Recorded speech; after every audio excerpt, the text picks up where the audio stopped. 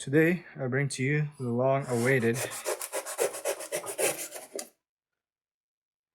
magazine from L3I. The L3I Billet Magazine. Wow! You got my logo on there too. Man.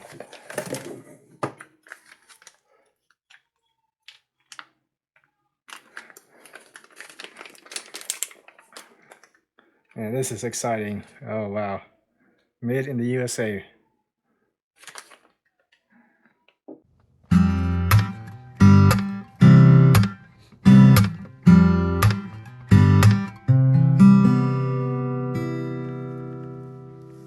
Alright, here it is. All fully machined. With a Texas 22 jack. Oh man, that makes me smile. Oh wow. Even this part right here, the follower, I think it's called the follower, it's a machine too. So oh man, so this is the other one, the 3D printed one from L3I, and I just want to show you guys what it looks like in comparison. Yeah, this is the regular Voodoo metal mag, so it's a little bit bigger. I think this I can hold 12 rounds, 12 to 13 rounds on this one. This one, about 13 rounds. And then these are the regular polymer Voodoo mags. Obviously these are going to be lighter because it's polymer. But yeah, that thing is beautiful. I'm going to see how many rounds I could hold on here. I haven't even looked in the website, to be honest, how many rounds I could hold on this. But we'll go for it and do some feeding testing and see how it goes. All right, we'll see how many rounds this can hold. I know this one can hold about 13 or 14. This is the older L3I mag, which I love. This has been my go-to mag since I got it. And then this one, I just looked it up on the website and it's advertised for 15. It's 1, 2, 3,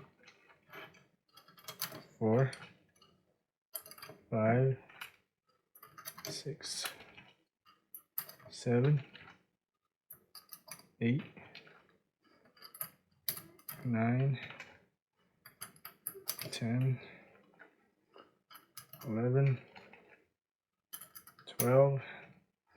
The regular Voodoo metal mag only holds 12 or 13, I think.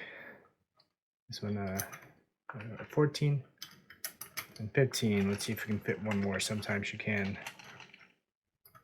Nope, there's 15. That is a lot. That is great because there's some stages out there that have 15 rounds. So it's going to be super helpful for those stages.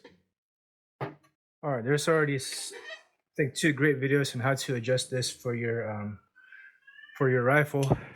I'm running a Voodoo action with my KMW bottom metal, but I guess I'll show you guys how to adjust it just in case you haven't seen those videos.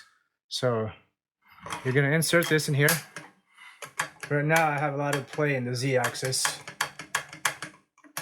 and have a lot of play forward and back. So what I'm going to do is I'm going to take this 1/16 wrench or 1/16 Allen and then this 5/64 Allen, which goes in the middle over here.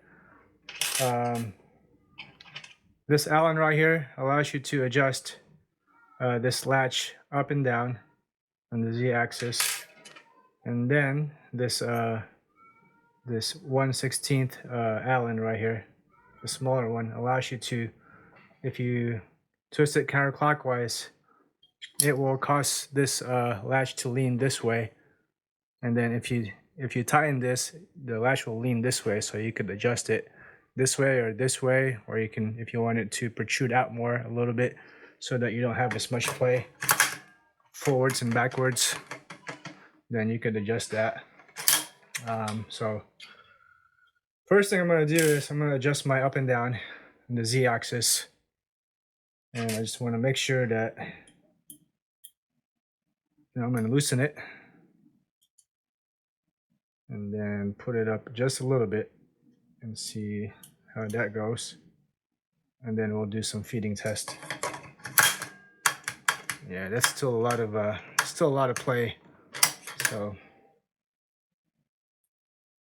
I think I should have adjusted it down actually. I don't know why I adjusted it up. I need to adjust it down more.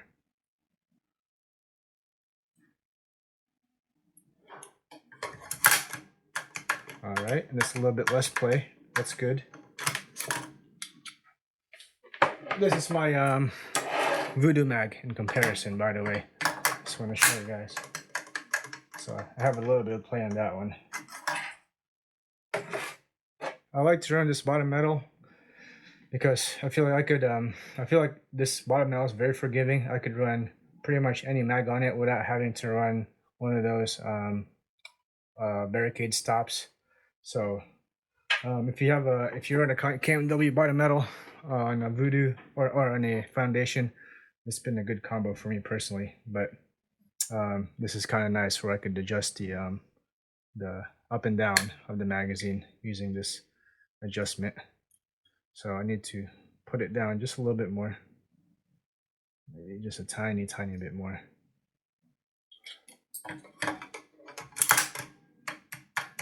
That is a lot better. Just a tiny bit more so that there's no play.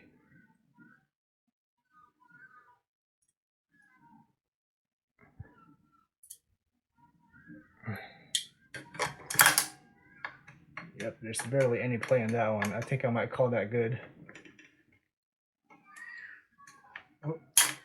Oh, it's definitely harder to take off.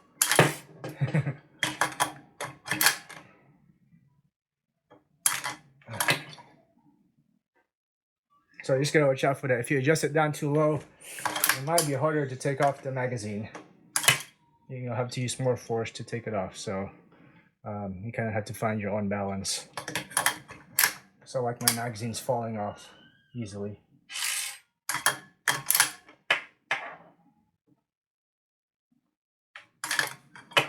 So I think I might call that good. Now I'm going to adjust this part, and I'm getting a little bit of play front and back, so I think I'm going to adjust the top and bottom Allen just to make sure I'm not getting any play. So just take a note, if you're going to adjust this 2 Allen over here, make sure this is loose. If you don't loosen this up, the middle one first, it's not going to work. So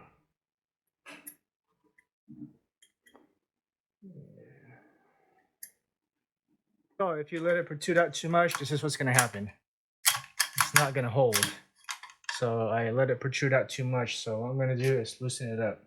Well, not loosen it up, but if I go counterclockwise, it's going to go in more. If I go clockwise, it's going to come out more. So I'm going to need to put it back to the way, closer to the way it was when I got it. So again, I'm going to tighten this part up again. There you go, that's a lot better. And it's falling off easier. So I think I'm going to call that good. I don't mind a little bit of play. It's still going to feed well. And I'm going to test it out to make sure it does. There's a little bit of play, but at least it's falling out a lot easier. For me, I like that. That feels fantastic. So now we're going to do a reliability test. Make sure everything's tight again. And tighten this, and then I'm going to use a witness mark just to make sure that this thing doesn't loosen up. Well, it will. If it does loosen up, I'm able to tell if it does. All right, this is the witness mark that I use. It's called the Markall Pro Line. Give it a little shake. And I already put some witness marks on this screw right here. I'm going to put one right there. Also, I'm sure they already tightened these, but you know, trust but verify. It's a good thing to adopt. I'm sure this came out of the factory already tightened, but I'm also gonna verify just to make sure it's all tight.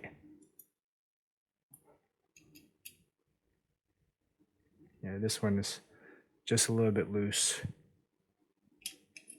So I'm glad I checked that. But I mean, pretty much, yeah, they're all good.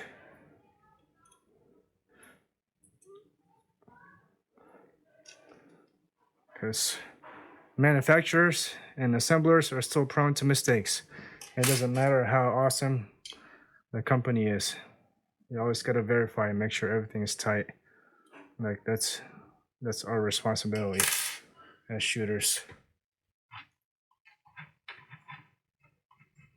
It would be nice if we lived in a perfect world. I want to make sure that this bottom one, these bottom Allen are tight as well. That one's good. That one's good.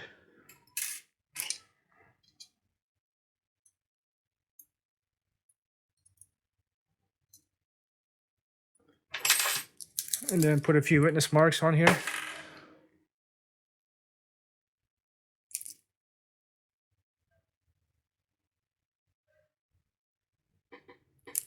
I mean, this is probably not the best witness mark.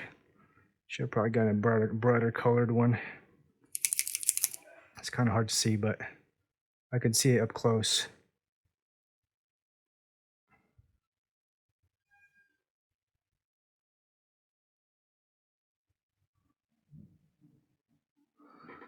Anyways, yeah. Let's load it up and then do a little test just to make sure that it fits well. Again, I like to run my rifle without any barricade block.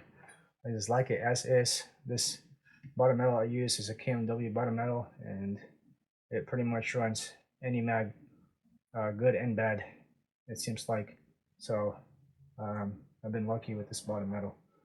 But yeah, I'm sure you could run this mag though in any bottom metal, good and bad, because you could adjust the latch. So I think I found the perfect adjustment. So now let's load it up and do a test. All right, here we go. I'm gonna do one without the bag in the front. I'm just gonna do it as if I'm shooting regular prone. So.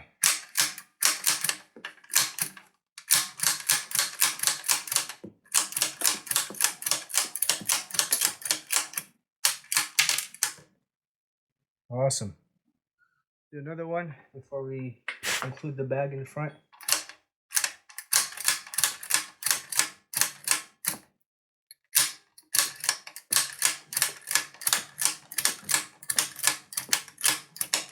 Man, this thing is smooth like butter. All right, I did some adjustments.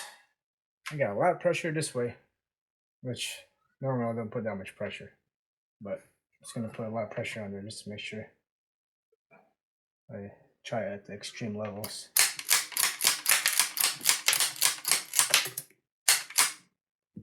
Looks good.